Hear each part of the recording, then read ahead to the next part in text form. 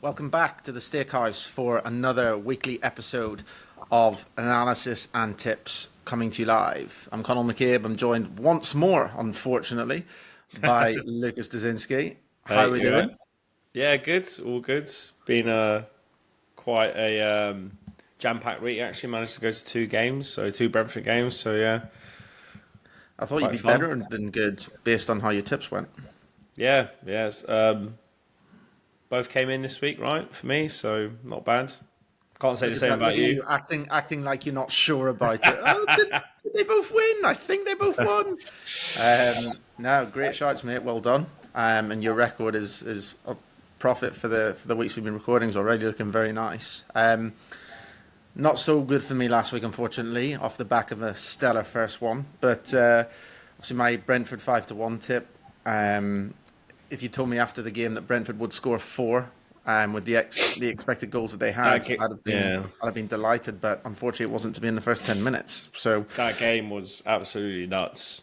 Yeah, it's one of the basketball, games right? obviously I went to. So crazy game. But open up. I feel like just made me rethink maybe betting on Brentford in the future. I think there's a lot of issues at the back which we haven't seen in previous years. But we'll see. Rico Henry's going to be back in a few weeks' time, so maybe that will bolster it up. Well, we'll get into that. Let's not give too many teasers away. We'll Yeah, launch in without further ado. Now, normally what we do for listeners out there is we generally go through the fixtures in order of when they're taking place throughout the weekend. But there's one fixture in particular, Lucas, that stands out just because of the amount of noise that's been around it this week. And I just don't think we can start anywhere else than what's looking at that? Manchester Southampton, Everton. United. Oh, okay.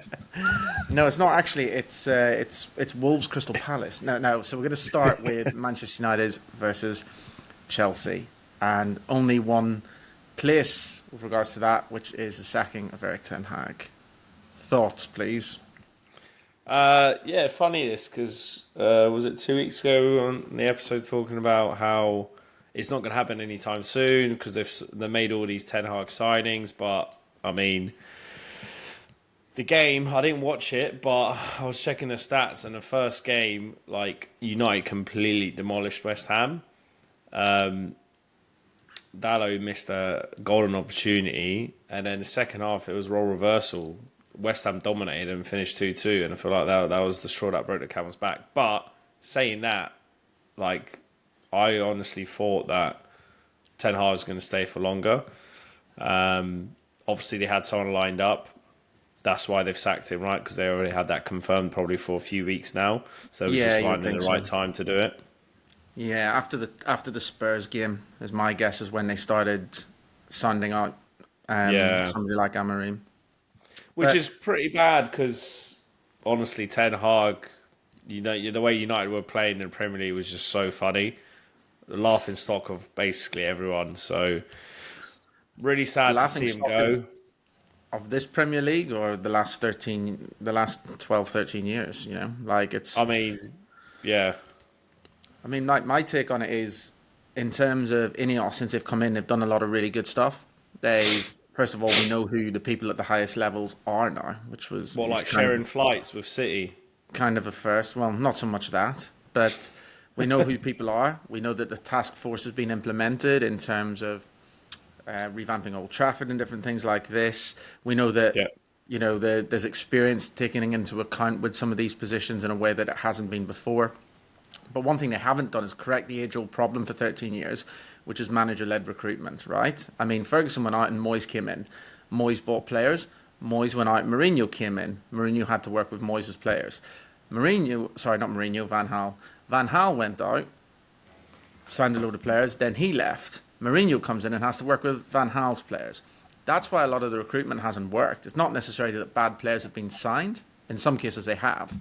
But the bigger problem is that if you recruit for a manager that you don't know if they're going to be there in however long, then in terms of those players, it's just harder for them to have the impact that they need to have. You need to recruit for the club until you're in a position where you know that the manager is sticking around.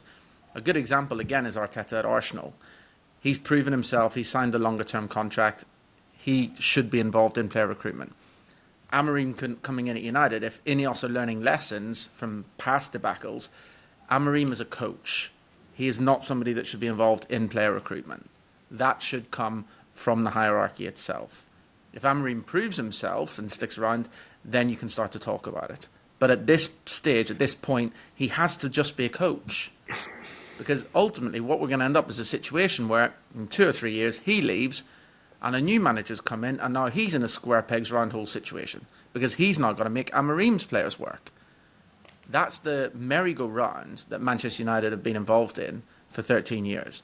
That has to change. And that the only way it can change is following a Brighton-esque model, somebody like that who literally recruit for the club. Or Brentford, yes. Sorry, mate. But the Bloom regime. And ultimately, that's what United need. That's what United need. And that's the only way to make it work moving forward for me. In terms of Ten Hag, look, I mean, I don't mind getting battered 7-0 once in a while. I'm not really happy when it's Liverpool, but you know, some of the scorelines were horrendous. 4-0 at Palace is another one that stands out. But I've been waiting, we've all been waiting almost 2.5 years for an identity. And when we're talking about, you know, managers signing players and signing their players, Ten Hag takes that to another level, right? I mean, it's Harry Redknapp, Nico Cranchard, Jermaine Defoe stuff. It's like, let's get the band back together. Yeah, exactly. It's not elite level management. Sorry. It's working with players that you're comfortable with, and therefore they're your players and not the club's players. And that is effectively what cost Ten Hag. Because when we say he had no identity, his identity in his mind was effectively trying to recreate exactly what he did at Ajax. But you can't do that because they're two different clubs and two very different environments. And therefore, it was perceived as having no identity. For me, that was his biggest problem. And he wasn't going to fix it anytime soon. In terms of Amorim, when it was him, I was relieved. If you look at the rest of the managers on that list, it was absolutely diabolical. Like Big Sam back in. Big Sam would have been better than half the names on that list. And I won't single them out, but some of them.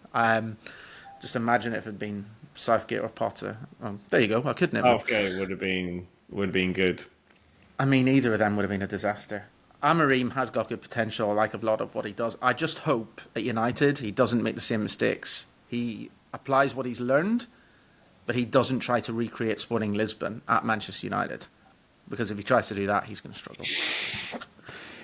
Anyway, the game itself. Sorry, just to go into that, yeah, I agree with you around. I feel like, well, I'll probably be biased around Brentford, but the whole sporting director model, I think, is the best one going forward because, like you said, managers come and go, but you need to decide what's important for the club.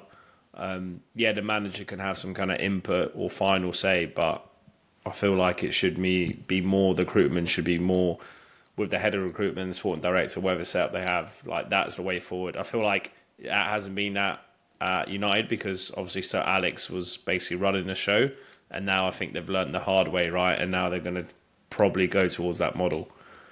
And that was really well put. And they can get away with it with Ferguson because Ferguson was the Don, right? Ferguson was the People man. wanted to join just for... People don't want to live in Manchester. They wanted to be managed by him, right? Pretty much. And that's why Van Persie came. And there's other players that have said it as well. But again, it works in a situation like Ferguson's when he's clearly staying there and he's picking his own point of stepping away.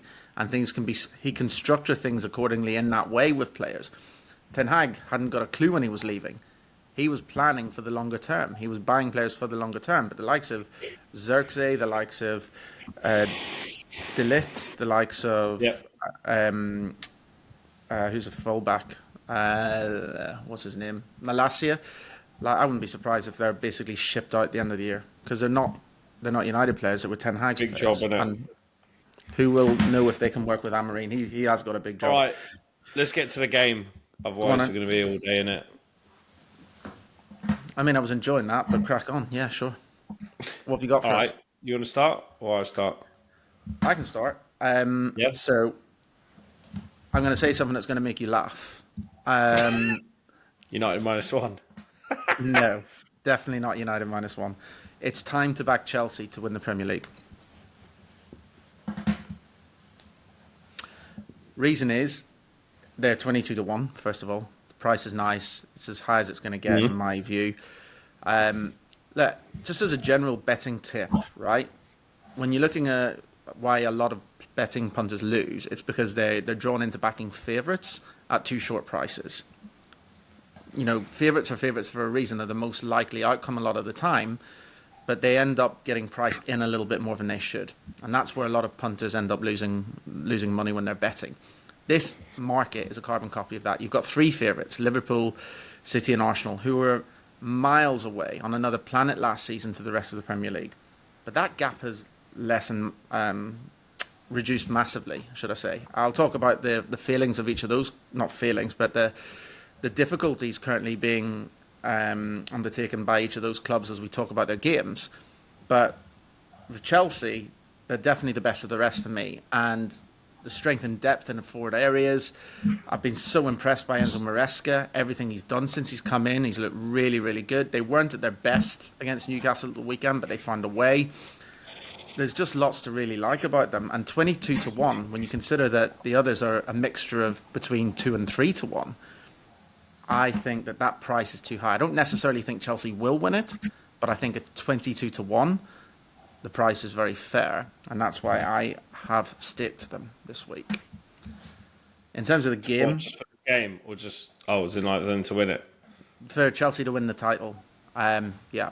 But in terms of the game itself, I think it's really hard to predict. Not on the nose though, each way, right? No, I'm going on the nose. I don't play each way. Okay, each way, you're costing yourself more money in the long run, right? Yeah, I don't think they're going to win it. I think they'll get close, but I don't think they're going to win it. But remember, there's always the option to trade out, closer onto it if you think they'll get close. So that could still be a good option. In terms of the game itself, it's really hard to predict. I'll be avoiding it like the plague just because of the new setup at United. Really? Yeah, if you push me for an outcome, I'd say maybe 2-2 this game, something like that. Wouldn't surprise me. United could very well get a bounce, so I'll be leaving it.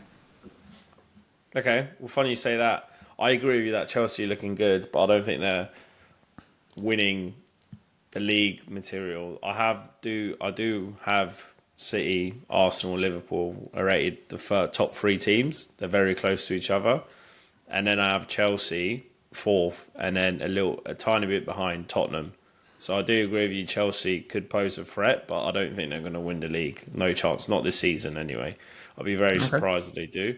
But stranger things has happened. Going on to the game. I know you got a couple of tips right last week. Sorry? I know, stranger things. You got a couple of tips right last week. Yeah. So I'm actually backing Chelsea 0 on the Asian handicap. So basically what that means is at the moment that you can get a price on 1.95, which is pretty good, I'd say. That's what I got earlier in the week when I backed them. But what that means basically, if Chelsea draw, you get your money back. So if you think, for example, it's going to be a draw, or you think Chelsea is a slightly better team, you might as well do Chelsea Asian handicap 0 because you've got a bit of insurance there, right? I think Chelsea are a better team. Is the new manager going to be in charge of United? Or is it going to be Vinicius? I think the plan is for him to be in place by the game. I mean, either way, this whole new manager bounce, I don't really buy into it too much because it takes a lot of time to change the team how they think, right? So I don't think United all of a sudden going to smash Chelsea. I mean, this is recorded, so prove me wrong, but I feel like Chelsea will do enough to win this game. I think it'll be close, but I think they'll win it. So saying that, obviously, I've gone Chelsea Asian handicap 0. Scoreline, I reckon it'll be a narrow win, 2-1, something like that. Chelsea. Cool. Okay, there you go. You got your first official tip of the weekend. Let's see if Lucas can continue his winning run. Easy. Move on to Newcastle versus Arsenal. I can kick off this one. One of my misgivings about Arsenal going for the title. As I said, I'll cover each of them. They've really had the luck with injuries in the last 2 seasons. They've barely been hit at all, and now they're being properly hit. Yeah.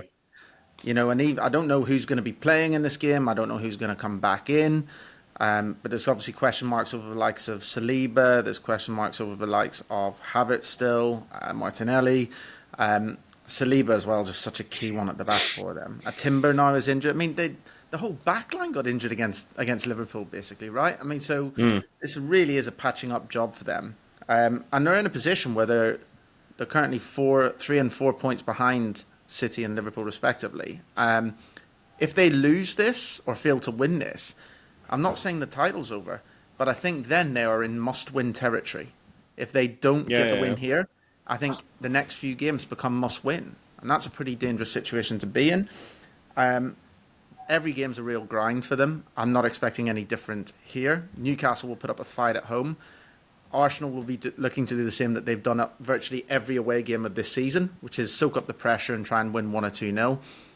I don't know whether they've got the goals in them. I'm actually predicting 0-0 for this game. And my official tip is under 0.25 goals at even money.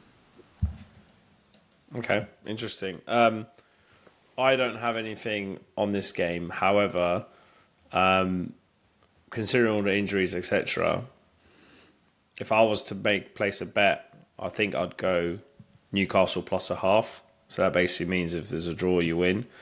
You can get on that. You can get just under evens at 1.925. So if I was going to bet that game, if you wanted to have a bet, I'll probably go with that. But I'm gonna stay away from it. I think Arsenal have a lot of injuries. Like finally, they've got some injuries. I think it's about time they've kind of feel the pressure what everyone else was feeling. Like Newcastle the other season or last season, whatever it was, and Brentford last season. All these teams that were really hampered by injuries, they were quite lucky with it. I don't think they have the squad depth really as much as City to cope with that, or even Liverpool, I'd say maybe. But then again, like Newcastle, there's just been so flat. Like they did well against Chelsea, but you never know how they're going to turn up. So yeah, I'm not really confident in Newcastle, but yeah, I can see this being quite a close game. And yeah, not sure which way it will go, so I'm going to stay away from it. Okay, so I've got my official tip on that one, and I've got an official tip on the next one: Bournemouth versus Man City. Yep. And my official tip won't surprise you. It's the one that I stuck my neck out and said I'd look at it every week. You bottled against Southampton, though. And I correctly bottled it against Southampton. It didn't happen, right? So I'm choosing my moments, choosing them carefully. I'm talking, of course, about City winning with both teams scoring. If you missed the pod a couple of weeks ago, the reason for this is with the absence of Rodri. I just think he's so crucial to the City midfield line. And without him there, as good as Kovacic, Rico Lewis and other replacements are, I just think City are going to leak chances. And they've leaked chances against most sides that they've faced this season. They have not kept many clean sheets. The price on City, both teams to score, is 7-4, or in decimal form that is 2.75. And I think it's a great runner. I really do. I said to Lucas that this is a bet that I would consider making on an awful lot of games for City this season. It's not lazy tipping, but if you've got an angle that works for you, don't think that you necessarily have to stop using it. And I think Bournemouth will cause City problems. I'm not even completely convinced City win this game, by the way, but I think the 7-4 price is very fair. So that will maybe be my official tip for this one. Yeah, I was eyeing up this game, to be honest, and I was thinking about Bournemouth +1. But after last week's game, Bournemouth Villa, Bournemouth got absolutely hammered. Really lucky to win that bet. The XG on it was, in the end, 1.81 to 0.31. I know they had a few injuries, like Kepa's out. Their backup keeper actually did a good job, but yeah, I'm going to stay away from this. But if you were going to put a bet on it, I'd probably go Bournemouth +1. Okay, I mean, look, just to explain XG, or expected goals, which is what it stands for, in a little bit more detail, we're actually going to be releasing a lot of evergreen content on terms like XG, Asian handicap, looking at it in more detail, why people use points for betting rather than amounts when they talk a lot of the time. All of these things we're going to go into on our evergreen content. Just to talk about XG very quickly, or expected goals, it's essentially when a team has a shot, XG calculates the likelihood of scoring. So if somebody shoots from 35 yards out from a tight angle, the XG might be 0.01 on that. In other words, they're calculated to have a 1 in 100 chance of scoring. Whereas if it's a tap in from 3 yards out, the XG might be 0.96 or something like this, where it's perceived to be very likely that they will score. It's obviously not an absolutely perfect metric, but it is a very, very usable metric in terms of giving an indication in terms of how well a team is actually doing and performing in reality. Because you might lose a game 2-1, but you might win the XG battle 3.5 to 0.8. And effectively that's a very good sign that things should start turning round for you as a team. So it's effectively trying to keep on top of that variance, which XG helps Lucas to do very well in terms of his model. So that's why he refers to it a lot.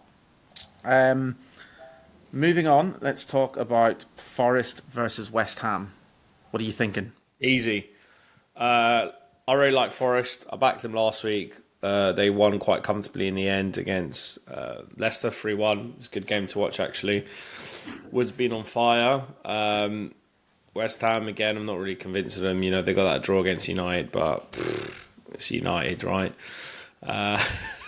So, Forest at home, I feel like Gibbs White's close to returning, so he could be back for the game, but, you know, they didn't need him against Leicester. So, I'm back in Forest minus a quarter on the Asian handicap. I actually got 1.95 on it earlier in the week. They've actually come down to 1.85, so I still say that's still value. So if you are listening and you're getting a price of like around 1.85, do shop around, see where you can get a better price, but I'd still take that 1.85. So basically what that means, minus a quarter, basically means if it's a draw, you get half your money back. So again, a bit of insurance, right? So all you need is obviously you want Forest to win, but worst case scenario for the draw, you get half your stake back, so it's not the end of the world, basically. And give them some info on exactly how they find that bet. I mean, it depends what bookie you're betting with, right? But someone like Bet365 will have it. Betfair Exchange will have it. Some won't have it, so you just need to keep an eye on it. But effectively, if Lucas is talking about Forest minus a quarter, the Asian handicap mark is minus 0.25 in favour of Forest. Some sites like the Betfair Exchange will list it as minus 0.25. If you're on something like Bet365, it won't. It will list it as, in a very weird setup, it will list it as 0, and minus 0.5. So it's listing either side of the 0.25, and effectively what that means is that's the middle mark. Not the easiest to follow, but effectively that's the way that 0.25 is written on a lot of betting sites when you're using this market. So it's kind of like 0 and minus 0.5. Yeah, if you have trouble, just Google. Drop us a line.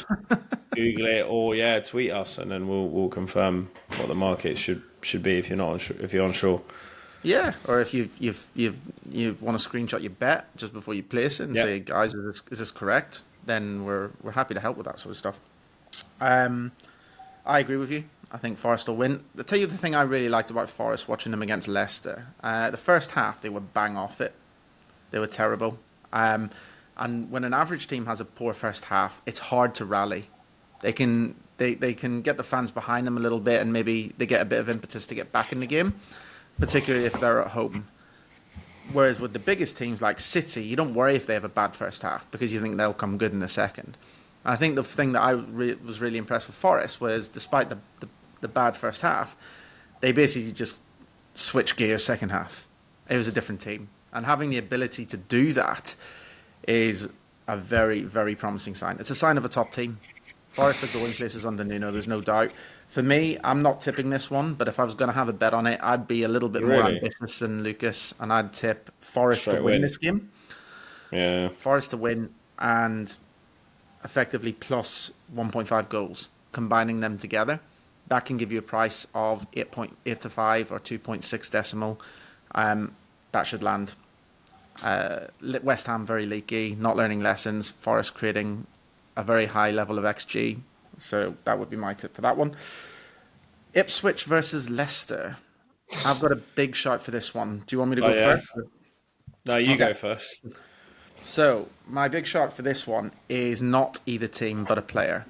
and that player is Buonanotte, who plays for Leicester. Even Yep. though they lost to Forest, I was really impressed the way he links things together. He's got a real eye for goal as well. In his eight games that he's played to this point, he's had 17 shots. Of those 17 shots, 9 of them have been on target. So 9 shots on target in 8 games. If you look at what he did in a very comparable fixture, which was when they went away to Southampton, Buonanotte had 5 shots in that game. So ultimately, we definitely have to pay attention to him on the shots market. Basically, you can get even money on Buonanotte to have 1 shot on target. Considering One. yep, considering Really? Okay, he's that's mental. he's performing at a level above 1 per game, to be assessed at having a 50% chance, aka even money, of getting at least 1 shot on target here, is a bet that we have to go with. You can also get 5-1 or 6.0 on him having 2 shots. And for the real swingers out there, 3 shots on target is 20-1, to 21.0. That's And for you. I wouldn't be ruling it out. In terms of me, I think this is definitely an angle that I can't ignore. So I'm having 1.5 points Okay. on above 1 shot, and I'm having 0.5 points on above 2 shots. So that's what I'm going with. All right, For not a bad that. shout. Actually, might join you on that. Some good Yeah, insights. 100%. I feel like I feel like he will be the best player in the park by a mile in this game, devoid of a lot of quality. Ipswich metrics, you'll tell me, are the worst in the Premier League. I don't know if Leicester will win the game. My gut feeling is it'll be a draw, actually, 1-1. But I think that Buonanotte will be the shining light, and Yeah. I mean, that's my angle. in terms of expected goals against, like Ipswich are the worst, and Leicester directly behind them. And in terms of like XG created, Wolves are the worst. Then it's Ipswich, then Leicester. In terms, I don't particularly have anything on this game, but my model predicts that Ipswich are 0.18 goals better. So it's quite a tight game. So I can see it. Yeah, I can see it being a goal fest. Probably like an overs 2/3, like based on the last few games. Potentially a draw, but yeah, it's a massive 6-pointer yet again Yep. down at the bottom of the league table. So yeah, I'm not going to have a bet, but now you said the shots on target from old mate, I think I might need to get involved. It's, If Ipswich sounds lose pretty this, value. if Ipswich lose this, are they down?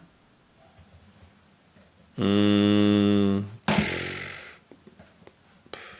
I mean, maybe unless they go on a mad run, but I mean, they can't give away points to relegation rivals, right? Which Leicester are going to be. So So in other words, we don't know what he thinks. Okay, let's move on.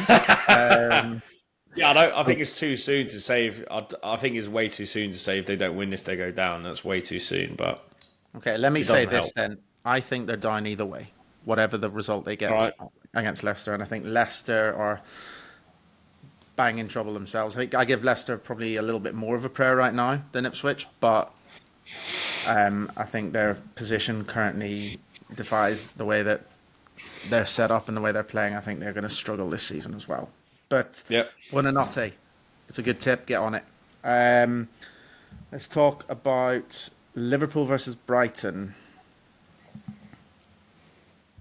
I haven't got anything in this game, but I got Liverpool as like massive favourites. Got them over 1 goal better than Brighton. So I mean, I got nothing, but I can imagine Liverpool being quite an easy win for them, to be honest. Yeah, I mean, just quickly on it. I mean, my worry about Liverpool going for the title is just mentality. I think Arsenal were there for the taking last week. Arsenal at full strength, it's a good point to come away with, but Arsenal weren't at full strength. They had so many injuries. Their team was so patched up, and that second half, it was just there for Liverpool. And I think mentally wise, they thought a point was a good result, and that was it. And they weren't going to take Yeah. the chances to go and get the 3, which they should have done because they could have eradicated Arsenal's title hopes right there. and they missed a huge opportunity for me. So mentally, they need to sort that out. In terms of Arne Slot, I really like him. He is just so calmness personified. It takes a very rogue refereeing decision to get him the least bit animated. He is so calm. His body language is excellent. Like, he is so in control. There's so much that he's doing right for me in terms of a new manager in the Premier League. I think Liverpool will win as well. Like you, I don't really see a betting angle here. If you wanted the prediction, I'd probably say something along the lines of 2-0.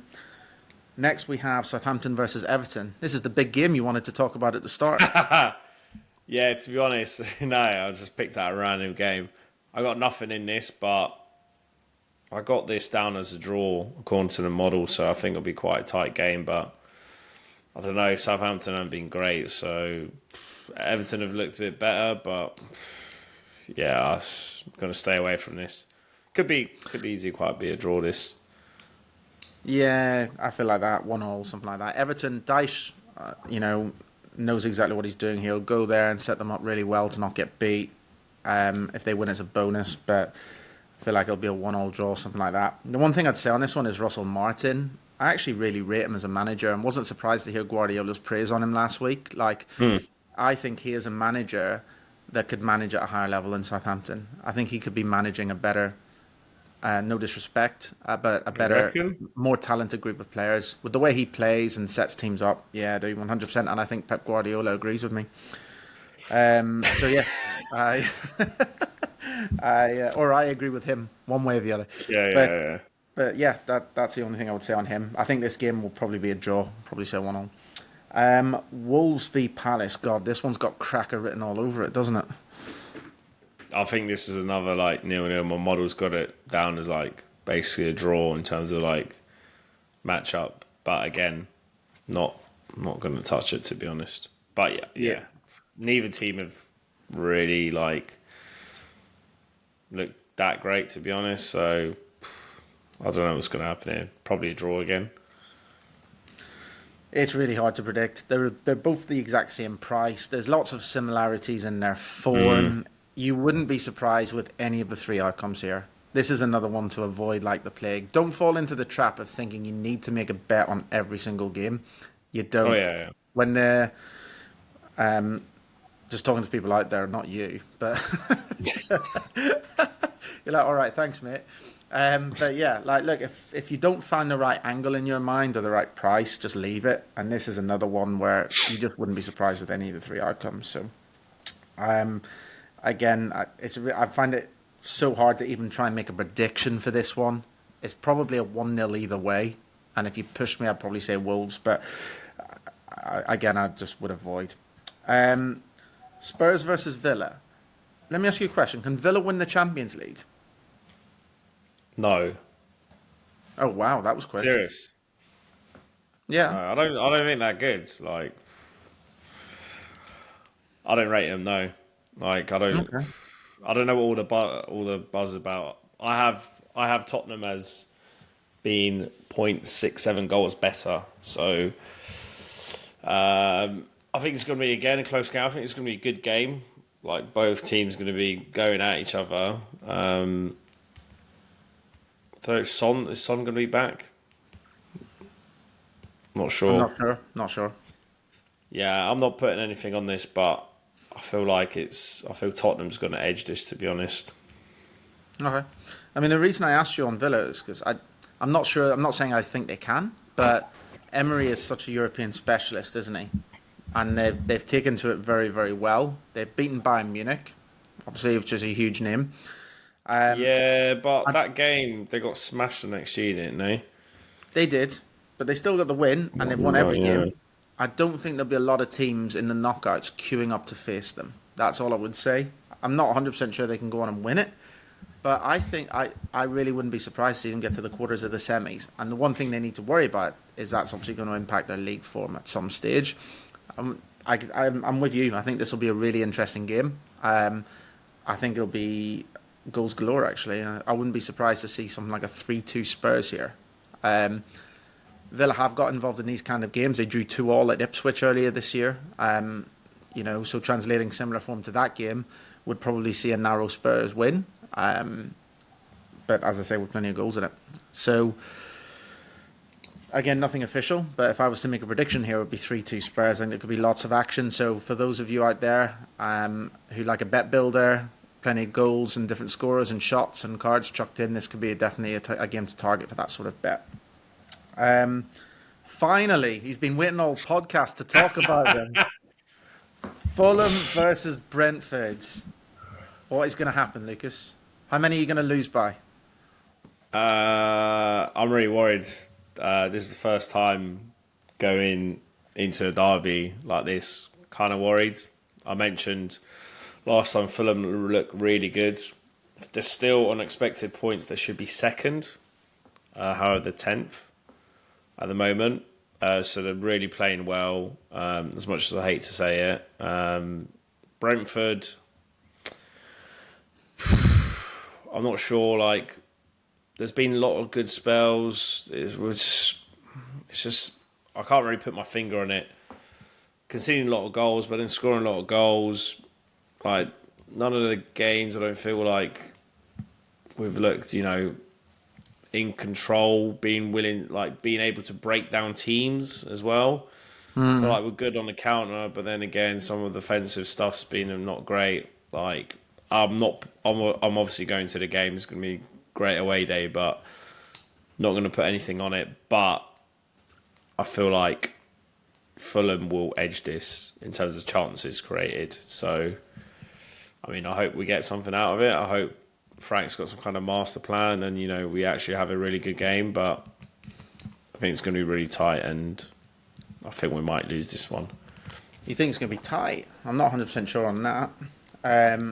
Basketball Brentford, mate. Basketball Brentford. They score for fun and they concede for fun. Sheffield Wednesday's second team had a field day in that second half. An absolute field day.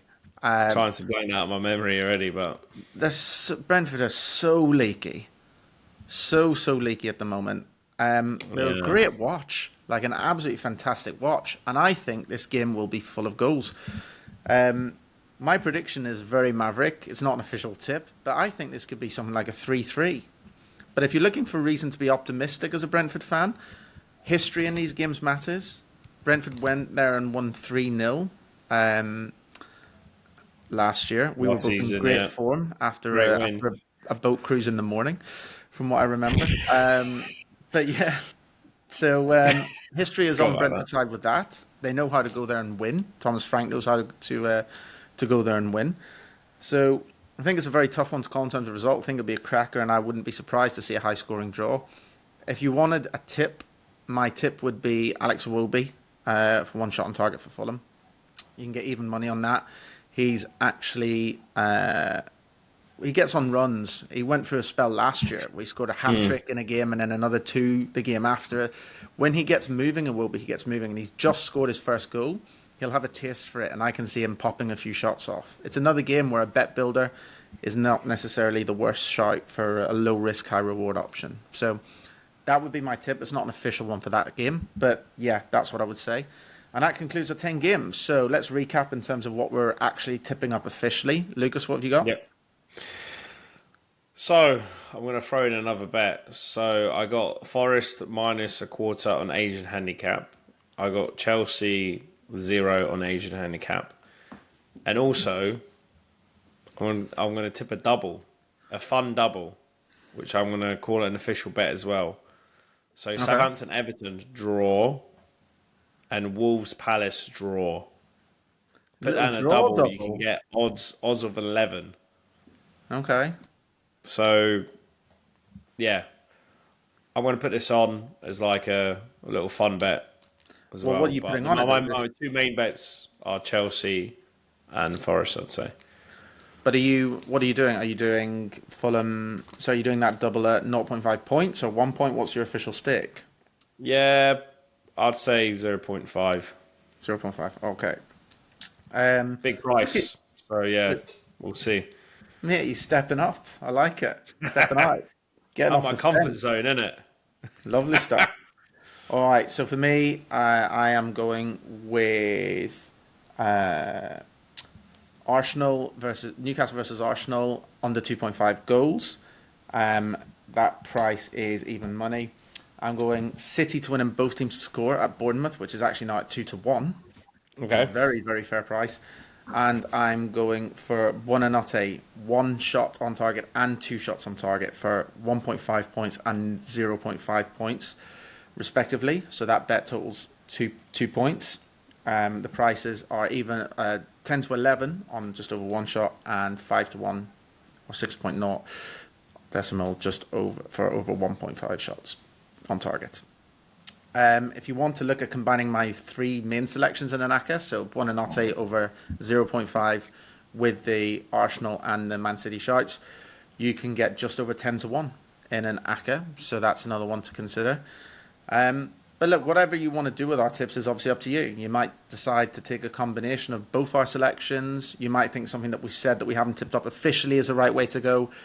It's your bankroll and it's your stake, so go with what you think is right on that. We're just here to help in any way we can, really. So let's see how right or wrong we are next week, and we'll see you all on the next pod. Lucas, over and out, mate. Cool. See you guys.